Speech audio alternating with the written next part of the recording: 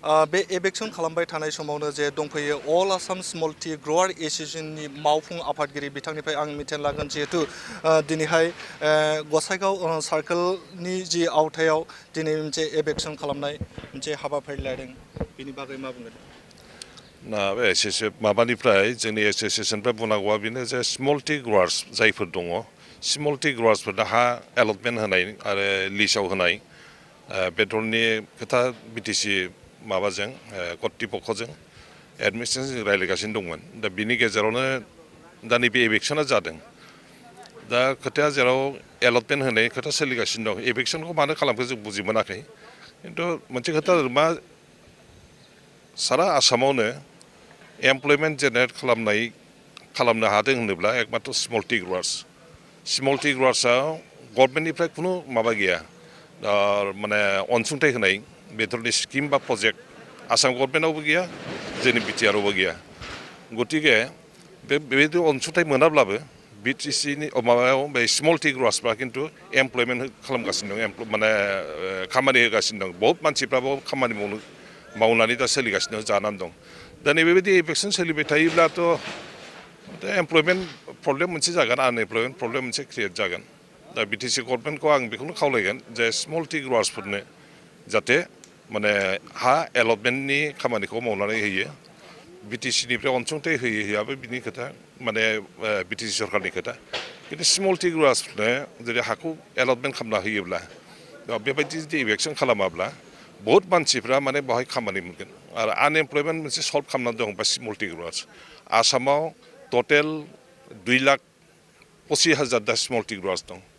2,25,000 small T ग्रवार्सआव प्रत्येक बागानाव जुदि 10 जनब्लाबो बेसेबां लाख जन मानसि एमप्लयमेन्ट जानानै दं दा गतिके सोरखारखौ जों बेखौनो खावलायगोन जोंनि अल आसाम स्मल टी ग्रवार्स एसोसिएशननिफ्राय जे एबेक्सन बागानखौ एबेक्सन खालामालासिनो सोलिबाय थाथों नांगौथे लिस्टआव होयो ना मायो माबा मोनसे कन्डिसन खालामनानै होयोब्ला माने आनएमप्लयमेन्ट प्रब्लेमा सल्भ जायो आरो बेजों नोंथाङा मोनसे खोथाखौ बुंदों जिहेतु दिनैनि बे मोनसे सरकारा जे एबेक्सन खालामनाय हाबाफारि लादों आरो बिनि गेजेरजों मोनसे आनएमप्लयमेन्ट मोनसे प्रब्लेमा जोंनि गेजेराव नुजाथिगोन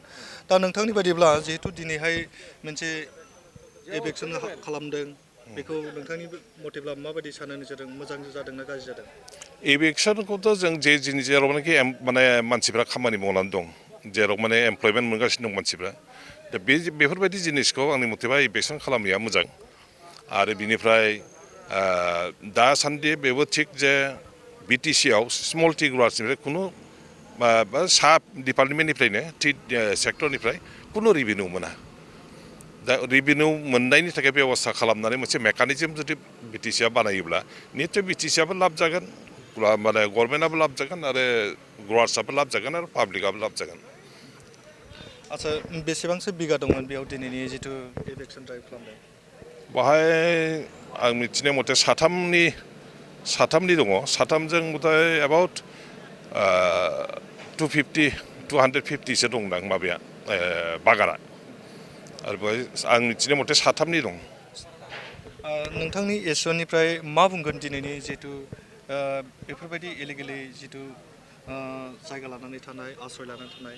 ना इलिगेलि जागोलाव जि जाबाय दा गोदानै जों माने स्मल टी ग्रवार्सआ खिन्थु हाग्रा सिफायनानै बागान खालामनाय माबा खालामनाय जों खुनु एनकारेजमेन्ट होआ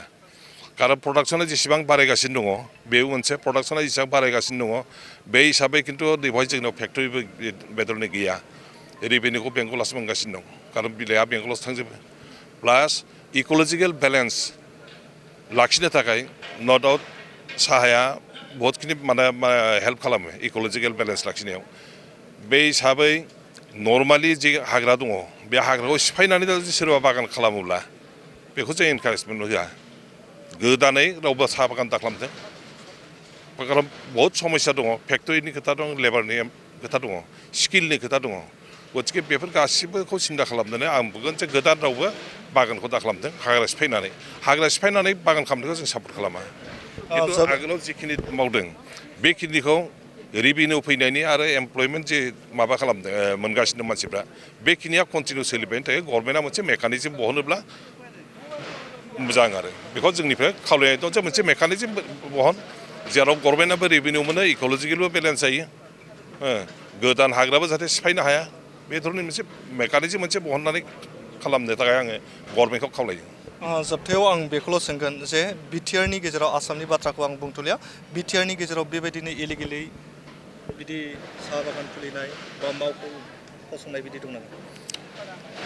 दंनाया दङ खारन बेवहाय मोनसे प्रब्लेम दं मा जोंनि माबायाव जे जेसेबां सार्भे खालामनानै दङ सार्भे आरो रेकर्ड मथे बहुद जायगायानो आज 50 बोसोर 60 बोसोर जालांबाय 70-80 बोसोर जानाय गामि दङ रिजार्भ फरेस्टनि नुं दाबो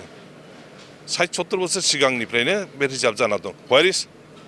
माबाया खिन्थु गामि जाना दं बियो 60-70 बोसोर आरो रेकर्डआ रिजार्भ जानानै दं बिदिनो बहुत दङ जोंनि क'क्राझार डिस्ट्रिक्टआवनो बांसिन बिथाङानो जाहैबाय अल आसाम स्मल टि ग्र'वार एस'सिएशननि मावफुं आफादगिरि बिथाङा जे गावसोरनि जि सरकारनिसिम बुंनो गोनां बे बाथ्राखौ जोंनि बड'लेण्ड बुब्लिनि गेजेरजों बुंथिबाय आरो बे समाव बड'लेण्ड बुब्लिया दिनैनि बे इलिगेलि जिथु आश्रय जे फसंनाय मावख' बा साहा बागानै इलिगेलि जे इंक्रोचमेन्टफोरनि माबाफोरखौ होबथानायनि जिथु हाबाफारि लादों दिनै बेयाव बड'लेण्ड बुब्लिया मोनसे नोंथांमोननो थोंजोङै जे बेखौ दिन्थिगासिनो दं आरो बे समाव केमेरा पार्सन बिथांखौ आं दिन्थिनो खावलायगोन जिहेतु नोंथांमोना बे केमेरानि सिगाङाव नुनो मोननाय जे बेनो जाहैबाय बेसेबा गुवार जे साहा बागान जे आयेन बेरेखायै फसंनानै दंमोन आरो बे आयेन बेरेखायै जे फसंनाय साहा बागानखौ गोलाव समनिफ्रायनो जे लेबारफोर बा मावथिफोर लानानै सालायबोगासिनो दंमोन आरो बिनि गेजेरजों फैयै फैयै दिनैहाय गसाइगाव सार्कोल जे मावख'नि बिबानगिरिफोरा मोनसे हाबाफारि लादों आरो बे एभिक्सननि गेजेरजोंनो दिनैहाय नोंथांमोना नुनो मोन्दों जे जेसिपि लानानै जे केमेरानि सिगाङाव नुनाय जे मावख'खौ जे एखुगासिनो दं बा सिफायगासिनो दङ आरो बे दिनैनि गेजेरावनो बियो जोबस्रांगोन होननानै जे मावख'नि बिबानगिरि बिथांमोना जों खावलायदों आरो लोगोसे मोनसे बाथ्राखौ दा एसे सिगां स्मल टि ग्र'वार एस'सिएशननि जे मावफुं आफादगिरिया बुंदों जे गावसोरनि जे मोन्थायखौ जे सरकारा थाबैनो मावफुंनांगौ बे बाथ्राखौ बिथाङा फोरमायदों